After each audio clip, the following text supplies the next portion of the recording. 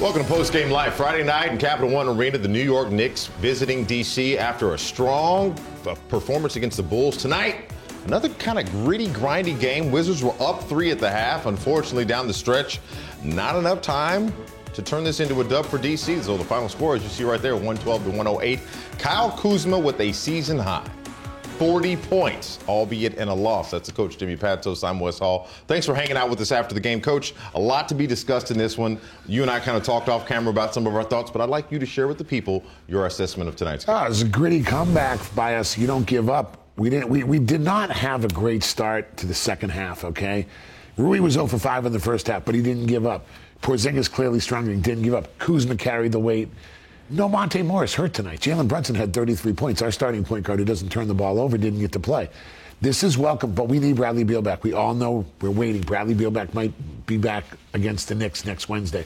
But right now, got to go in the locker room. Did a lot of things good. Got to get the Warriors here. Warriors are coming in MLK Day, big special day. Last year, beat the Sixers on MLK Day. You got to find a way to beat the Warriors to finish out this homestand. We're still chasing a bunch of teams. Everything's fine. When we're healthy, we are fine.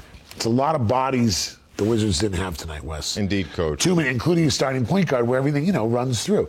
It's just not enough live bodies. And KP looked a little rusty coming back. And that's a feisty, healthy Knicks team, a very hungry Knicks team to make the playoffs. A really good effort. And you're a three-pointer away, and you played the end of the game perfectly. You just didn't have a 3 go, and the Knicks come away from a victory. But just get the win on Monday, and we're good. One of the things I'd like to adjust from Monday, looking at the box score, Wizards shot 13 for 42 from 3, 31%. We talked about the struggles in the first half. That was 6 for 22.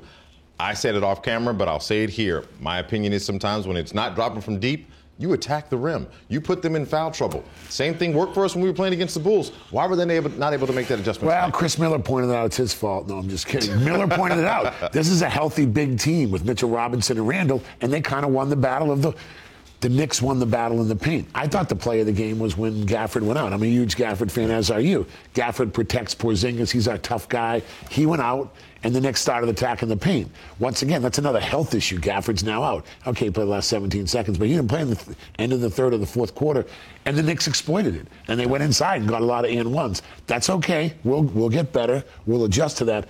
But Gafford lost. You can prepare because Monte Morris isn't going to play. We know Wright's going to play. Goodwin was fine. Rui got going. But you expected Gafford to be in there battling, and that's why we were up at halftime. Unfortunately, him going out. And KP, he just looked a little, I know he had a bruised rib and everything. He didn't look like he was totally comfortable. He still ended up with 21 points.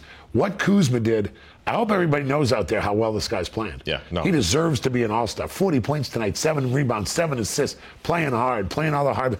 That guy deserves to be an all-star. And by the way, today on a Friday night, those all-star votes count 3 times their regular amount. So I always get that vote in. Right now, I want to bring in Chris and Christy on postgame and get their thoughts on it. Guys, great call as always. I know there's a concert that's about to happen behind you, so I'll ask this quickly. Your assessment on tonight's game. It's go-go music. You know how we get down. Pots of Pan. What did you guys think for tonight, Christy? Go ahead. Hey, listen, I thought that Washington really had a good effort. I thought they had good energy. I thought they were scrambling well defensively. They kept them off the boards, too. They kept New York from getting a ton of second-chance points. Only 11 second-chance points tonight when they averaged just under 18, which is tops in the league. So when you have that kind of effort on the scout, you're taking things away, and one possession could go either way for you. But when you look at the big picture of what Washington presented tonight, I thought that they hustled hard, but I thought that they also got better as the game went. And I thought that Porzingis got himself going, and I think that was really an invaluable asset for the Wizards tonight. I'm absolutely encouraged. Obviously you want the team to win, but to fight like that against this Knicks team that is whole, give them credit. They're a good basketball team. Bradley Beal, I want to see him healthy. Absolutely. Wednesday night in the Garden. Jimmy, I agree with you 100%. But the Wizards scored 32 points in the fourth quarter.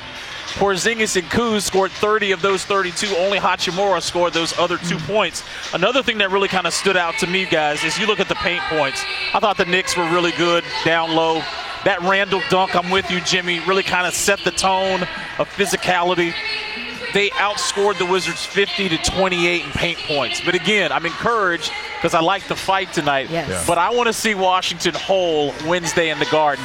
Then ask me about when they're whole, we're whole, who wins that matchup. Same. Indeed, and it seems like, guys, just correct me if I'm wrong, we know that there was a buzz coming out of that Chicago game when Kyle was clutching, clutch Kuz. But then tonight, 40 points, as Coach gave you all the stats, his performance, he seemed like he was willing and determined to not lose this game to the Knicks tonight, Chris. Well, he was fantastic. His competitive fire was at an all-time high. I mean, Kyle Kuzma going for a career-high 40. He is aggressive-minded, and he is purposeful with every move that he made tonight. There were no wasted movements. Everything was calculated. His high basketball IQ was shining through on every single possession. Look at this pass. I mean, he was just getting the job done with those 7 assists as well. I mean, when you have 40 points and you can create other offense for your teammates and crash the glass, I mean, that's a complete game for Kyle Kuzma. Coach, I would be hard-pressed to ask. I'll ask you guys. I don't know of a better third option in the league right now. If that's what he is. Kyle Kuzma is so consistent. First of all, he's available, and he logs a lot of minutes. And when you know Beal's not out there and Porzingis wasn't out there against Chicago, he still has this unbelievable amount of confidence to take shots where many people would be like, no, I don't want that smoke. He wants that, and he wants the responsibility to be the best player out there on the floor. I talked about his old school game of having hook shots and spin moves and shooting from distance. Yeah, he's making everyone in the country take notice of him. The second batch of votes came out. He's still 7th. But I think more and more people are recognizing that this dude's in a contract year, and he's playing like he's trying to get a bag. Absolutely. And to your point, Chris, I was listening to a radio interview of Monte Morris, who's a great friend, obviously, from second grade of Kyle Kuzma, and he said about that dramatic shot against Chicago, he said Kuz could be 0 for 20. From the floor and still take that next shot. There's not a lot of guys in this league that go 0 for 20 going, I'll pull from 30 feet. And I thought that was interesting to hear from someone who knows him very well, that his confidence has never wavered, and you've seen that in him tonight. Hey, guys, real quick, Kuz loves bright lights. Just look at his sweater. Facts. I can't wait to see him next Wednesday in the Garden. Kind of night, Chris, on a bobblehead night. No, it is. By the way, Christy, are we doing treble funk? Is this the old chapter? Are we doing sardines? Go-go music? That's my era. I should be down there with you, Miller. Go-go music is not going anywhere. First of all, that's a legendary situation. Go-go music legendary. is DC. This is Chocolate City forever and ever. Chris and Christy, we appreciate you hanging out with us. Feel free to swing your chairs around. Say what? Yes, we can go down, go listen to Sugar Bear and them. Go watch the show. You got the best. Gotta get Monday. Hey, Miller, we're getting Monday. Gotta get Monday. That's what it's all about. Before I leave, real quick, Jimmy, I mean, you don't wear blue Come on, man. better than most, Jimmy. For you, brother. DMV, you don't wear light blue in the DMV. Jimmy, you know that better than anybody. I'm going to let y'all have this argument Help this one. I need to talk basketball with Coach, so y'all can argue later. Chris and Christy, we'll see you guys Monday taking on the Warriors. Coach, getting everybody riled up with your blue. I like your tie. This is it. And then, hey, I was around. Look, I was a school in D.C. I coached at Carroll High School. I went to Catholic U. Then I worked at. I was here for the rise and the peak of go-go music. And it was wild because even B-More, no one else, Richmond, they didn't have it like we did. And we would go to the Ibex Club and the chapter. And it was, here's the thing, it was almost like a basketball mecca. Besides music, it was a combination basketball music. And I dove right in. Sardines and pork and beans, baby. 12 o'clock. Party just don't stop. Let's get back to basketball before we end up. You got to be happy with their effort. Chris is right. Yeah. We're down a lot. It just would have been nice to steal that win. I've said this before because they're right above us. Warriors and Steph come in. They just had a big win, beat them. But then you go back on a swing where you're going to play those teams, the Knicks and everybody who's right around you. Would have been nice to have it, but let's go get it Monday and then get back Wednesday against the Knicks. As Chris said, you need real deal Beal. We love this guy. We need him back. I want to know about lessons learned, but while you think about that answer, I want to bring in Megan McPeak and get her thoughts.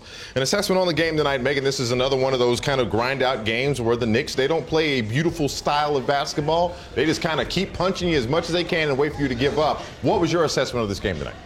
Yeah, I thought it was the inside game, and it was just the sheer physicality with which the Knicks played with. And I asked the birthday boy, Coach Posey, about it at halftime, like, how do you combat that? And at the end of the day, like, you've got to take it to them. And I thought in the second half they did a better job of trying to take it to them, take it to the Knicks, I'm speaking to, than they did in the first half. Even though they had the lead at halftime, I think shots that fell in the first half didn't fall in the second half, as we saw, especially from beyond the arc. And I just thought that it was the physicality with which the Knicks played with that really overtook the Wizards in this one, especially in the second half.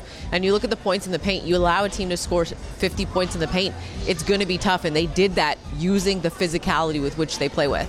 And they did that on a night where Porzingis had 5 points in the first half, but then turns around and gives you 16 in the second half. And Rui a six-man of the year candidate, instant offense. He had 0 in the first half. Yeah, no, it's all about adjustments. But when I think about Porzingis, you said something poignant. You talked about that rib and, like, playing through that. He's a tall guy. Obviously, there's a lot of crowded people because you're the tallest dude in the court, so people are going to be in contact with you. What did you think about his second half? Not just the whole game, but his second half performance. I thought he battled through it. And Megan, you're around him more than I am every day. Like, I thought Porzingis gave an honest effort, knowing without Monte Morris, without Beal, he sees Gafford go up. We're not going to win if Porzingis doesn't get a gamely, tough effort. And me and you, I always say this, Wes and I were here when he got traded for that night, and we said, if he plays, he's effective. And he has been on the court. But Megan, what did you see? That's a gutty performance for him. I thought he was a little fragile there, but no quitting him at all. No, that's the one thing I will say about, a KP and a Kuz is even when they're banged up or not getting the calls they want, if you will, or the shot isn't falling, they still are going to try and find a way to have an impact. And the one thing I will say as well, too, when it comes to a rib injury, because I've experienced one in my earlier playing days, if you will. Now that I'm washed up, I don't count it anymore. But the biggest thing for me was taking those deep breaths. Like when you're running up and down the floor, and you want to take that deep breath just to catch your breath, it's difficult when you've been hit in the ribs because we don't know where what rib it was, where it was on his rib cage, how it was affecting his breathing, if it was affecting his breathing. And obviously the medical staff and himself felt okay to play tonight, or else they wouldn't have allowed him to play. And you can't tell from looking at his uniform, I wouldn't be surprised if he had maybe some extra padding over that rib side that was affected by the hit that he took. But for me, when I got hit in the rib, it was taking those deep breaths. You feel like you're always trying to catch your breath and you never feel like you're really able to truly breathe. So I wonder if that played a role in any fatigue that he might have had. But I give him credit and respect to the fact that he got out there and tried to give it a go and gave it his best. That's what is called being the consummate professional that he is. And we appreciate him for it because his team needs him. We need every win we can get. 18 on the season. Looking for more again on Monday against the Warriors. Megan, don't move because we've got more basketball to talk about on this show.